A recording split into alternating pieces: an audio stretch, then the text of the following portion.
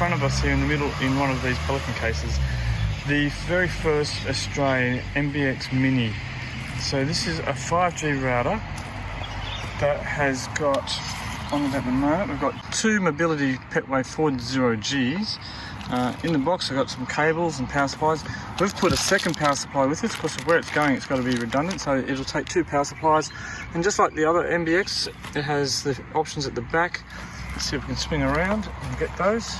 So at the back here you'll see you've got your power and GIO inputs as well.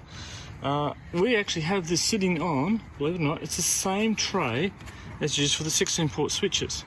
So you can actually put a 16-port switch in here along with your MBX Mini, and you can therefore go from your 8 ports at the front through to having a whole lot more. It's also got two Wi-Fi ports at the front.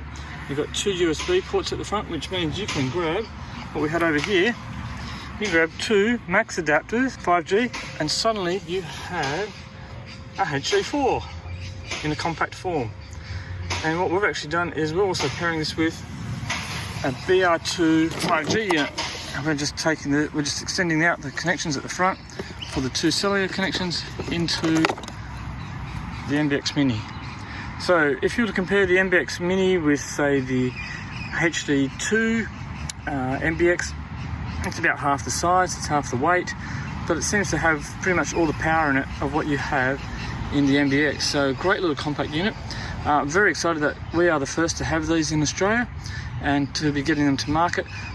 Great applications already in the mining space, in private LTE, in emergency response vehicles, helicopters, all sorts of great places. So if you want to be getting your hands on the first batch of these we've got coming into Australia, they are limited. There's a high demand for these globally, so getting our hands on them has been a challenge.